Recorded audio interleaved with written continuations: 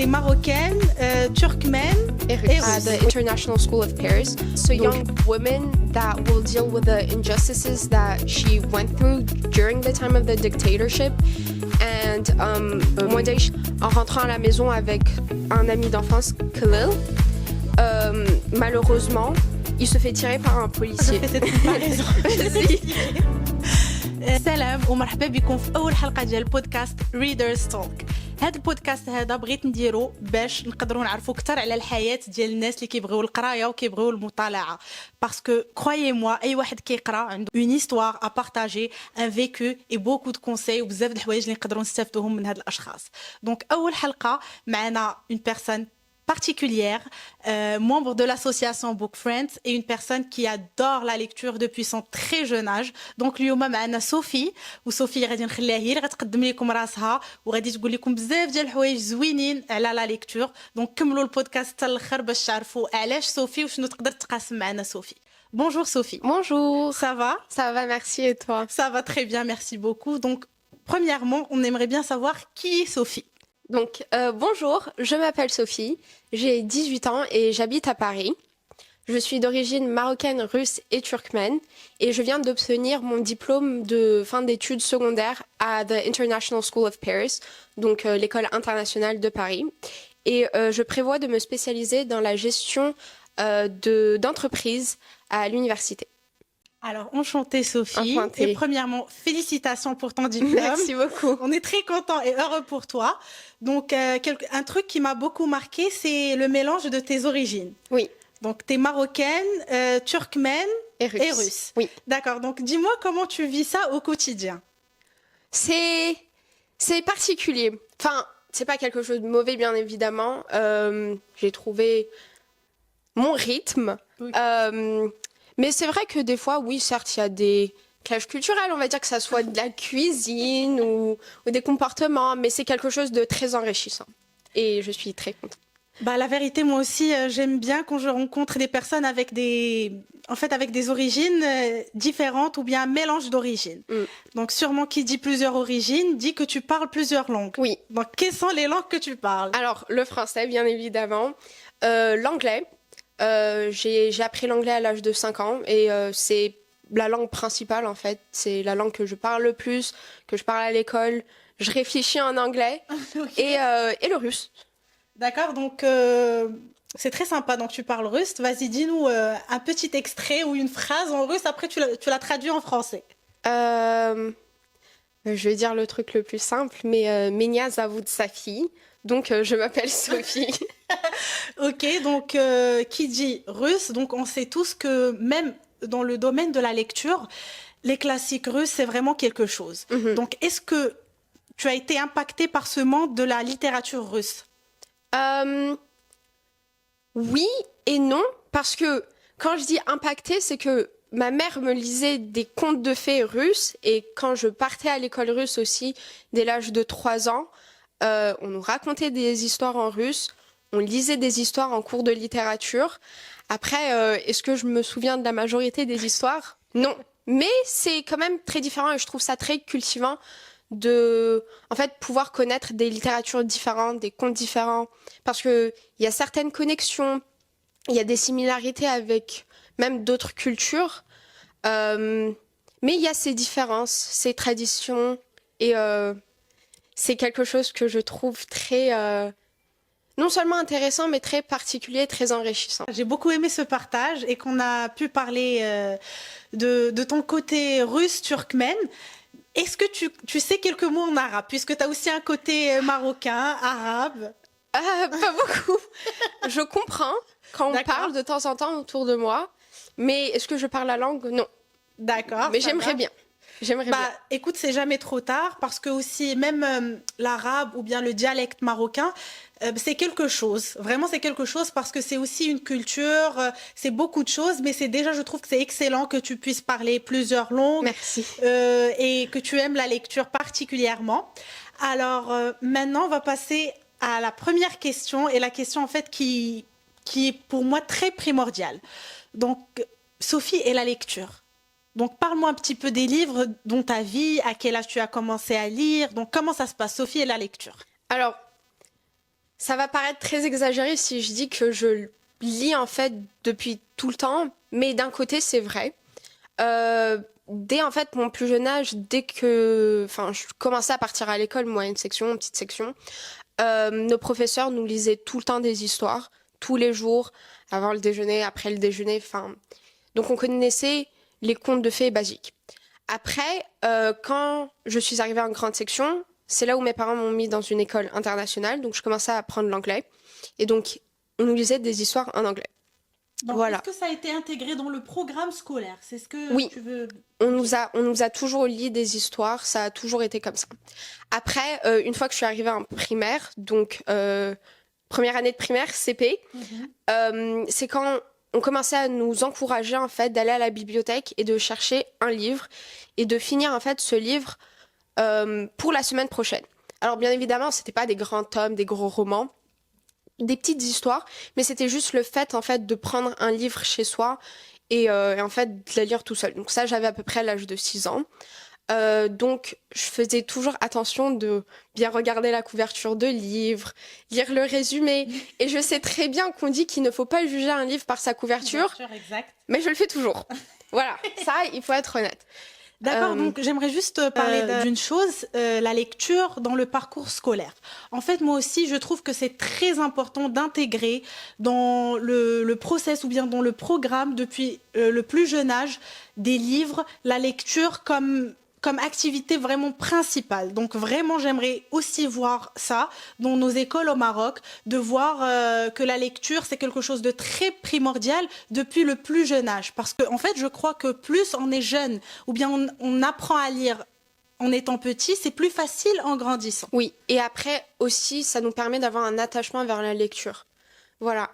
Et en primaire aussi, ça, on le faisait avant. Après, je sais pas s'ils le font toujours, mais je me souviens qu'à chaque fois, 2 fois par an, on nous donnait des catalogues à l'école.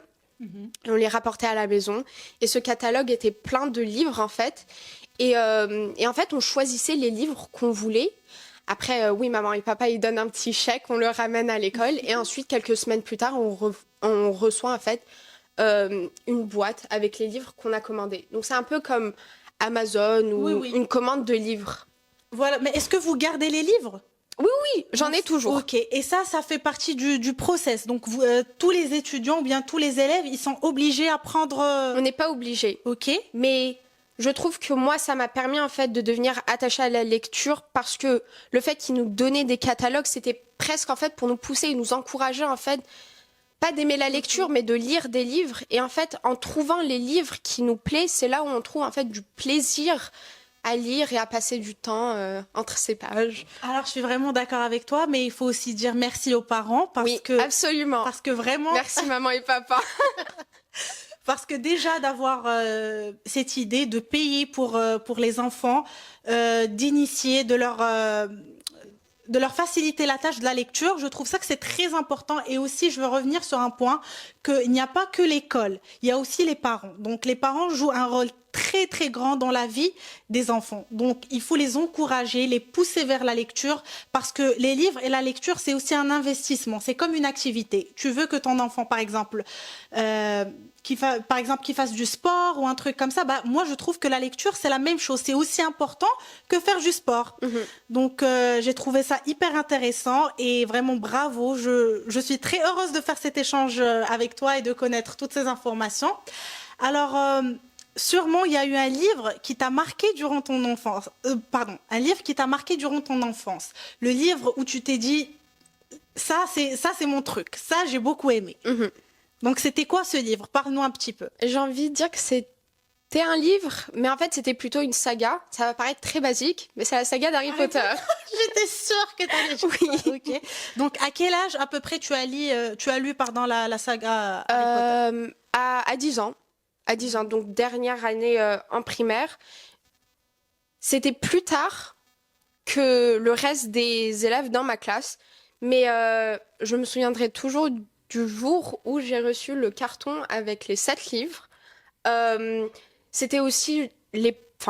quand quand il y avait le temps hivernal, donc c'est quand je veux rester à la maison, sous ma couette avec un livre. Et vraiment, c'est des livres qui m'ont marqué, non seulement parce qu'ils étaient très populaires et que tout le monde en parlait, mais c'était aussi la période où les films étaient très populaires. Oui. Et donc, non, c'est vraiment un monde fantastique. C'est un livre pas comme les autres. Je pense qu'on peut le lire à n'importe quel âge. Et non, J.K. Rowling, franchement, chapeau, parce que faire rêver autant de lecteurs, tellement d'enfants. Et même à 11 ans, je m'apprêtais à recevoir ma lettre de Poudlard en me disant « Vous avez été admis à l'école de sorcellerie, mais... » Alors, je trouve que ça a été un rêve d'enfance pour tout le monde. Moi aussi, j'adore Harry Potter. Pour moi aussi, c'était un rêve d'enfance. J'ai beaucoup aimé. Sauf que la différence, moi, j'ai pas lu les livres. J'ai regardé juste les films. Et ça m'a marqué d'une façon incroyable. Et tu sais, quand je rencontre des personnes qui ont pu lire, ils me disent toujours que les livres, moi je sais que toujours la version livre, c'est mieux que le film. Mais surtout Harry Potter, les personnes me disent que c'est 10 fois, c'est 1000 fois mieux de lire que de regarder les films. Est-ce que tu partages cet avis et pourquoi? Et est-ce que tu as regardé ou bien est-ce que tu as déjà vu les films Harry Potter? Alors, je vais commencer par est-ce que les livres, on va dire, influencent les films? En fait, je dirais la vérité, les films Harry Potter, pour moi, sont très très bien réalisés. Comparé à d'autres, on va dire, remakes de films qui ont été récupérés par des livres, c'est vraiment les meilleurs films que j'ai vus. Après, oui, certes, les livres sont pas différents, mais beaucoup plus détaillés. Il y a énormément de passages qu'on trouve dans le livre qu'on ne trouve pas après dans le film. J'ai rien en tête exactement, mais beaucoup plus détaillé. Et aussi le fait qu'on puisse imaginer déjà tout ça tout seul, on a une vision complètement différente. Est-ce que tu as pu imaginer, avant de voir le film, est-ce que tu as imaginé de la même façon en regardant le film? Alors, les 2 premiers livres, non, parce que j'avais déjà vu les films avant de lire ces livres-là. Mais après, je me souviens, pendant les vacances de Noël, j'avais demandé qu'on m'offre les 8 DVD des films Harry Potter.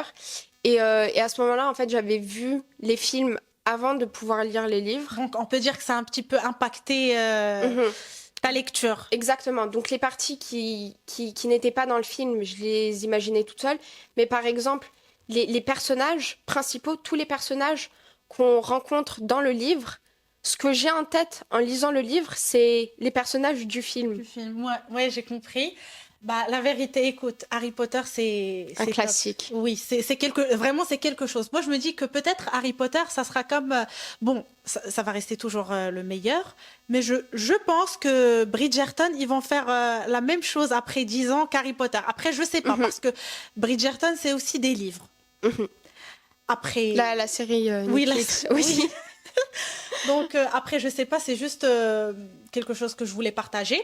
Et durant ta vie, alors pas le premier livre qui t'a impacté, mais durant ta vie, est-ce qu'il y a eu un livre qui t'a vraiment changé, qui a changé ta vision du monde? Oui. Alors, c'est le roman 1984 par George Orwell. C'est un livre que j'ai lu en 3e, donc pendant ma dernière année au collège, pour un projet en anglais. Et donc ce roman dystopique a été écrit en 1948. Donc on peut voir l'échange en fait des chiffres 4 et 8. Et Orwell a écrit ce livre juste après la Deuxième Guerre mondiale et au tout début de la guerre froide. Et donc il explore des thèmes comme le totalitarisme, la manipulation psychologique, le contrôle de l'information, de l'histoire et ainsi que la révolution. Et donc disons d'une manière, Orwell a pu prédire le futur, le monde dans lequel on vit, juste par rapport à ce qui s'est passé à cette époque-là. Et donc ce livre est un classique de la littérature, non seulement anglophone, mais de la littérature en général. Il a été traduit en... Enfin, j'ai pas le chiffre exact, mais en énormément de langues, en plusieurs langues. Et c'est un livre qui combine non seulement la politique, mais la science-fiction. Il a particulièrement influencé ma vision du monde dans lequel nous vivons et m'a ouvert les yeux sur l'influence de la politique et de la manipulation publique. Donc, par exemple, dans le livre, il y a le ministère de la vérité. Et donc, on pourrait penser initialement que le ministère de la vérité se charge de nous dire la vérité. Mais en fait, c'est un ministère qui s'occupe en fait à créer une propagande et de, je dirais presque brainwash en fait sa population à croire ce que eux ils veulent. Qu'en croit. Voilà, c'est ça. Voilà. C'est comme en fait, je cherche le terme, c'est comme formater ou bien nous laisser croire ce qu'ils veulent qu'on croit. D'autres ministères comme le ministère de l'amour. Et le ministère de l'amour, il sert à torturer les personnes qui sont parties contre le gouvernement. Et donc, c'est un livre, oui, dystopique, mais d'une manière, en fait, il décrit un peu ce qui se passe dans la société dans laquelle on vit et de la manière comment, en fait, c'est caché, comment les gens, en fait, juste respectent ce qui nous est donné. Et, En fait, on peut dire que c'est notre vie actuelle à travers un livre. Exactement. Et ça a été prédit, on va dire, à l'avance. Juste après la Deuxième Guerre mondiale, ils se sont dit, bon, bah, peut-être le monde futur sera comme ça. Et Ils se sont pas trompés. Orwell ne s'est pas trompé. Non. Est-ce que tu recommandes ce livre? Ah oui, oui, D'accord. absolument. À partir de quel âge on peut le lire et le comprendre? Alors, moi, je l'ai lu à l'âge de 14 ans. Donc oui, je dirais à peu près 13-14 ans, c'est une âge donc approprié. le collège. Oui, le collège. Le collège, ok. Et aussi, juste pour revenir, mais Orwell a aussi écrit La ferme des animaux. C'est un livre que j'ai pas lu, mais j'ai essayé de le lire, j'ai eu du mal à le lire. Mais je sais qu'en général, des gens qui ont lu 1984 ont aussi lu La ferme des animaux. C'est à peu près le même thème, enfin, c'est tout ce qui est sur le gouvernement, la société.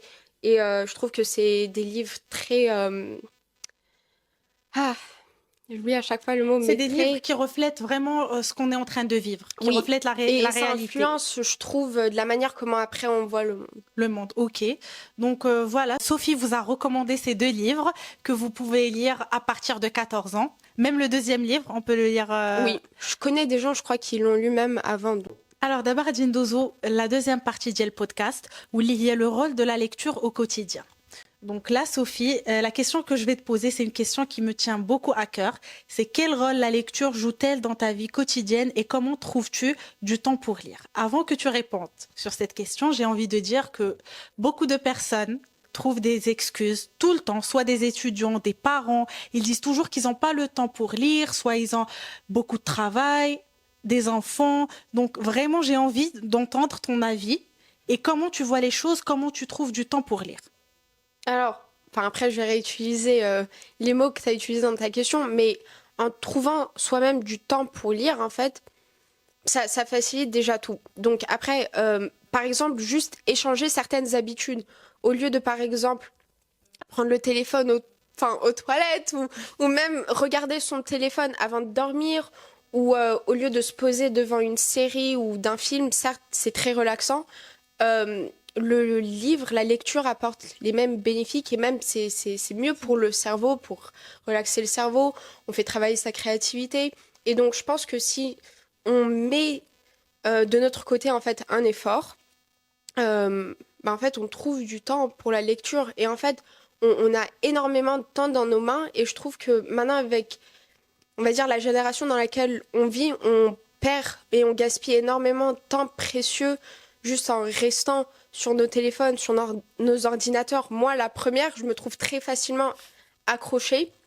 Et je trouve que c'est très important, en fait, de pouvoir, en fait, transmettre un peu la dopamine qu'on reçoit grâce à nos téléphones, aux réseaux sociaux ou à des plateformes comme Netflix, qu'on la transmette, en fait, vers la lecture.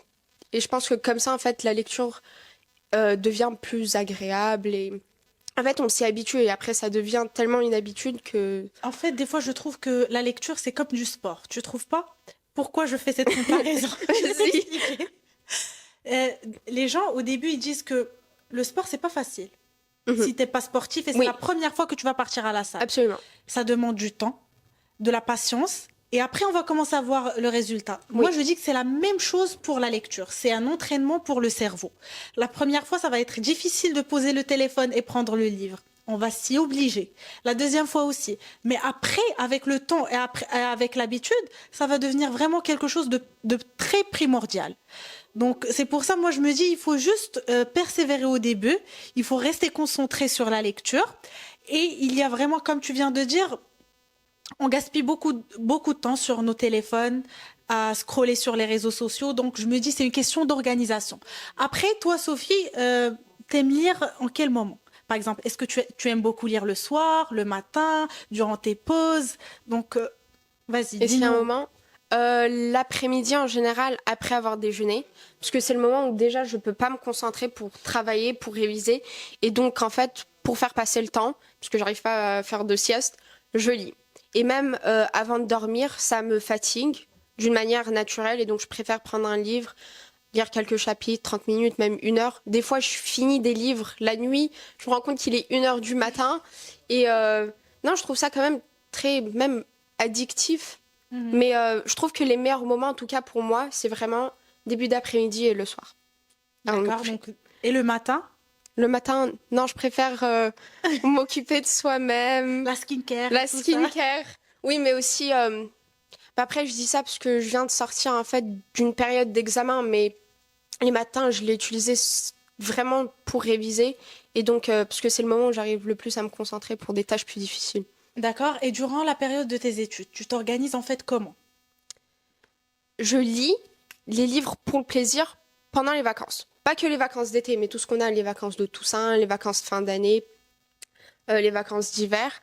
Et après, pendant l'année scolaire, les livres que je lis entre-temps, c'est les livres qu'on nous a donnés à l'école. Donc, sur les 2 dernières années, j'avais 4 livres à lire pour mon cours d'anglais et 4 livres à lire pour mon cours de français. Et c'est comme ça que je passais mon temps avec la lecture. D'accord. Et une moyenne, tu lis combien de livres par an?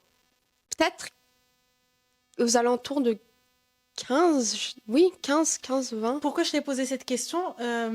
Parce que pour moi, des fois, on se pose des barrières en fixant des objectifs très hauts. Mhm. Je connais beaucoup de personnes qui se démotivaient et qui voulaient pas lire parce ils arrêtaient pas de voir sur les réseaux qu'il y a des personnes qui fixent des objectifs de 100 livres par an. En fait, l'objectif, c'est pas de lire 100 livres par an, mais c'est de lire. Premièrement, c'est de lire. Après, il suffit juste de comprendre ce qu'on est en train de lire. Qu'est-ce que t'en penses, toi, en étant une amoureuse des livres et de la lecture, des personnes qui se fixent ce genre d'objectif? Est-ce que tu trouves pas que c'est frustrant de lire, par exemple, 200, 300 livres par an? Oui, bien sûr, c'est frustrant, mais aussi il faut pas se préoccuper de comment les autres personnes en fait s'occupent de leur temps. Bien évidemment, ils peuvent lire 200, 300 livres, mais chaque personne est différente et chaque personne Par son aime propre rythme. exactement. Et tout le monde lit aussi des livres différents. Par exemple, il y avait un été où j'avais lu 17 livres. Pas du tout un objectif, c'est juste je trouvais des livres et je les lisais. Après, c'était pas non plus des gros classiques qui prennent vraiment énormément de concentration, énormément de temps pour lire. Mais je pense que vraiment juste en trouvant un livre qui pourrait nous intéresser, même regarder par exemple sur les réseaux sociaux les recommandations des gens, Mhm. ou des petits résumés, en fait déjà ça nous pousse à lire un livre. Et après, on trouve des auteurs préférés et ça nous pousse à lire encore plus de livres. Je dis pas qu'il faut se donner des objectifs parce que oui, ça va devenir frustrant si on commence à approcher le 31 décembre et en fin de compte, on a lu même pas la moitié en fait de ce qu'on s'était En fait, je trouve mis. que ça devient comme une compétition et non un plaisir pour lire. Oui, et il faut pas le voir comme ça. La lecture, ça n'a jamais été une compétition, ça n'a jamais... Et ce n'est pas supposé être une tâche, c'est supposé vraiment être quelque chose qu'on fait pour le plaisir, pour s'évader, pour se relaxer. Voilà. Donc, non, enfin, moi je dirais peut-être pas d'objectif de nombre de livres, mais si par exemple il y a un livre qu'on veut vraiment se pousser à lire, ça on peut le faire. Parce qu'il y a des livres qui prennent, moi je trouve, plus de temps à lire que d'autres. Oui, je suis d'accord. Moi aussi, je trouve qu'il y a des livres qui sont beaucoup plus compliqués, qui demandent beaucoup de concentration, beaucoup d'explications. Tu peux pas passer comme ça, le lire facilement. Mhm. Par exemple, on prend la romance.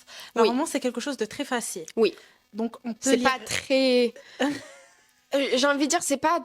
Ah, ça va paraître méchant, mais je trouve que c'est pas très développé En fait, enfin, je sais pas, de manière littéraire, parce que c'est quelque chose de très fluide à lire. Tu passes Voilà. par les pages et voilà. Et pour moi, ça, c'est la lecture for fun. C'est ça. On lit pour s'amuser, comme regarder un film. Mhm. Ça, pour moi, c'est la meilleure méthode d'encourager les adolescents à lire. Oui. Parce que au lieu de regarder des films tout le temps, ils peuvent trouver ce qu'ils aiment, mais en lisant. Oui. Après, quand on est sur des classiques russes, sur des livres analytiques, des livres de psychologie, là, pour moi, on peut pas lire vraiment rapidement le livre parce qu'il faut comprendre. On peut pas juste zapper des passages ou bien sauter des pages parce que c'est beaucoup plus compliqué. Si tu rates une partie, tu peux ne pas comprendre la suite. Exactement. Voilà, donc durant ta vie, sûrement qu'il y a des livres qui t'ont marqué plus que d'autres. Et si aujourd'hui on te dit propose ou bien partage avec nous et avec les personnes qui sont en train de regarder le podcast, 3 titres qui t'ont marqué, mais pas que marqué, juste des livres qui peuvent motiver les jeunes ou bien quelqu'un qui veut commencer la lecture à lire. Ok. En fait, j'ai déjà mentionné 1984, mais pour moi, c'est vraiment un classique qu'il faut lire au moins une fois dans sa vie. Donc ça, Notez-le. Et aussi, c'est pas un roman, je dirais, difficile à lire. Ça paraît avec la date, parce que oui, certes, ça a été écrit en 1948, des gens, ils pourraient se mettre un blocage en disant que la langue va être plus difficile, mais pas du tout. Ça, vraiment pas du tout. J'ai lu le livre avec plaisir. Alors que Combien de pages? 200 et 250, Ok. je pense, à Ok. peu près. Donc, c'est pas énorme, c'est un roman standard. Après, il y a un livre, en fait, j'ai poussé même mon petit frère à le lire et ça lui a énormément plu. Et je pense que c'est même devenu son livre préféré. Ça s'appelle en anglais The Hate You Give et ça a été écrit par Angie Thomas. Donc, en français, ça se traduit par La haine qui donne. Et donc, c'est un livre sur le les classes sociales, le racisme, l'injustice. Et donc, en fait, on suit une adolescente, Stark Carter, de 16 ans, qui en fait vit un parallèle dans sa vie. Donc, elle habite dans un voisinage assez pauvre. Puis ensuite, elle va dans une école très riche. Dans son voisinage, la majorité des gens sont classés, on va dire, assez bas dans la société. Et dans son école, c'est majoritairement les blancs, riches, qui ne voient pas en fait le monde de la même manière. Et donc, elle va à une soirée, et donc, en rentrant à la maison avec un ami d'enfance, Khalil, malheureusement, il se fait tirer par un policier. Et donc, pendant tout le reste du livre, en fait, on voit sa manière de gérer, en fait, la mort de son ami et comment elle, en tant que seule témoin du meurtre de son ami, comment elle va essayer de témoigner, comment elle va gérer les chaînes d'information qui vont essayer de lui parler, comment est-ce qu'elle, elle va essayer de trouver de la justice pour son ami. Et donc, j'ai acheté ce livre en Angleterre. À chaque fois que je vais en Angleterre, je reviens toujours avec 5-6 livres. Et en fait, aller dans ces librairies, je trouve ça très, très amusant, très enrichissant, parce que je trouve toujours des livres qui vont en fait finir par m'intéresser énormément. Et donc, je l'ai lu peut-être en 5e, en 4e, donc à l'âge de 13-14 ans. Donc tu trouves que c'est un livre excellent pour les adolescents? Parfait même. Et c'est très fluide à lire. Comme j'ai dit, je l'ai passé à mon petit frère parce que lui aussi, j'essaie de le pousser à lire. Et lui aussi, en fait, je pense que comme tout adolescent, on pense que la lecture est ennuyante, mais une fois qu'on arrive à trouver un livre qui nous captive, tu vas voir la personne finir le livre en 2-3 jours. Et c'est ce qui s'est passé avec mon petit frère. Devenu un de ses livres préférés. La vérité, c'est j'ai beaucoup aimé ce que tu viens de dire du livre. Et d'ailleurs, je crois que moi aussi, je vais le lire parce que... Je te l'enverrai. D'accord, merci beaucoup. Et pour le 3e livre, ça sera quoi? Alors ça, encore une fois, c'est un livre que j'ai lu à l'école. Justement, je l'ai lu cette année. C'est une pièce de théâtre qui s'appelle Death and the Maiden. Donc, ça se traduit par La jeune fille et la mort de Ariel Dorfman. Et c'est en fait une pièce de théâtre qui se déroule au Chili après sa période dictatoriale. Et on suit en fait cette jeune femme. Cette femme en fait qui va... Si tu te sens plus à l'aise à dire le résumé en anglais, tu peux. Je peux essayer en anglais. It's a young woman that will deal with the injustices that she went through during the time of the dictatorship. And one day she's going to be confronted to a doctor that shows up to her house after her husband was picked up by him, after his car broke down. And this doctor actually raped her during the period of the dictatorship. And throughout the book, we see not only the injustices that she suffers as a woman, but also as a victim, as the husband will tend to like believe the man, and so she's like belittled the whole time. Et je pense que, là je vais repasser en français, mais je pense que c'est un livre très... Enfin, en tout cas, ça a vraiment captivé mon attention, parce que je trouve que vu que c'est...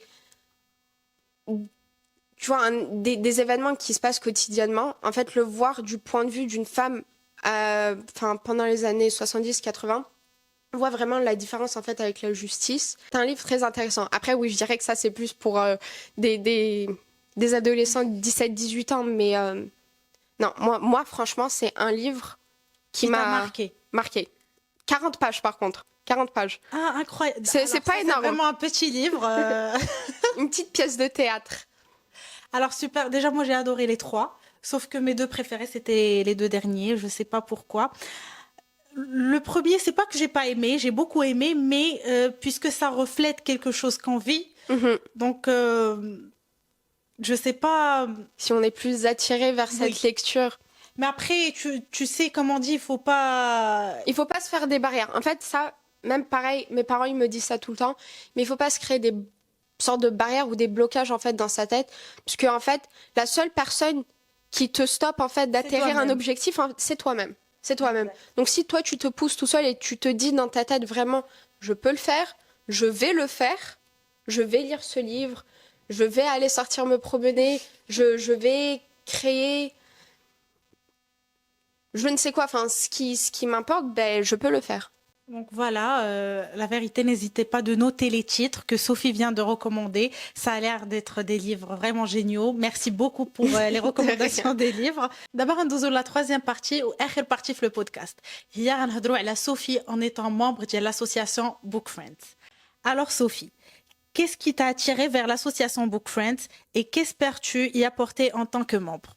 Alors, j'ai toujours aimé en fait aider et de faire partager mon plaisir pour la lecture, et je pense que faire partie d'une association qui me permettrait de faire en fait agrandir une communauté, d'agrandir en fait ou même de je dirais pas présenter, mais de rendre accessible en fait la lecture à beaucoup de personnes et en fait d'aider certaines personnes à trouver ce plaisir.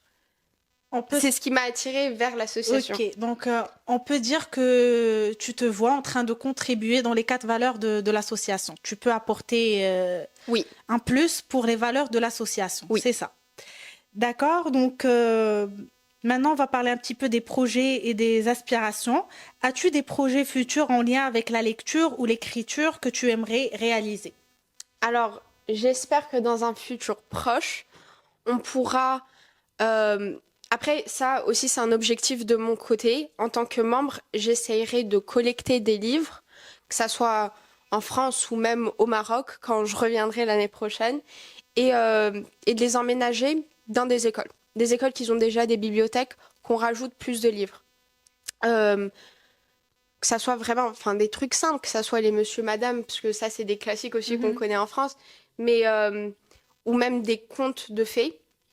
Puis après, plus tard, si on arrive à même intégrer des bibliothèques dans des écoles qui en manquent, je trouverais que ça, c'est une très grande étape pour en fait rendre accessible la lecture aux plus jeunes. C'est vraiment l'objectif, je trouve, le plus important en fait. C'est ça le but en fait de l'association, transmettre en fait ce plaisir pour la lecture à d'autres personnes aussi. Et avec l'écriture, est-ce que tu as des projets à proposer? Oui, alors en fait, il y a une chose que je veux transmettre, quelque chose que j'ai fait pendant l'année en première et en terminale. Chaque jour, en fait, notre professeur nous donnait en fait juste un mot ou même une idée, et pendant 10-15 minutes, elle nous laissait écrire chacun de son côté. Et je pense qu'en fait, créer des ateliers pour enfants et même adolescents, des ateliers en fait d'écriture créative, leur permettrait non seulement de faire travailler leur créativité, mais aussi d'explorer en fait leur passion pour l'écriture et pour la lecture. Et donc, on peut leur donner, que ça soit des mots ou des prompts. Je suis pas sûre comment on dit ça en français, mais juste en leur même intégrant des petites idées. En fait, c'est une petite étincelle qui se crée, et ensuite, en écrivant, plus d'idées nous viennent. Merci beaucoup Sophie pour Merci ce à passage. toi. Alors j'étais vraiment très contente بهذه الحلقة الأولى اللي درناها مع صوفي وقدرنا نعرفوا لها بزاف ديال الحوايج اللي عندهم علاقة بالقراية والمطالعة. Merci beaucoup ليكم أنكم شفتوا هذا البودكاست et n'hésitez pas de me laisser en commentaire شكون بغيتوا تشوفوا كيدوز معنا في البودكاست.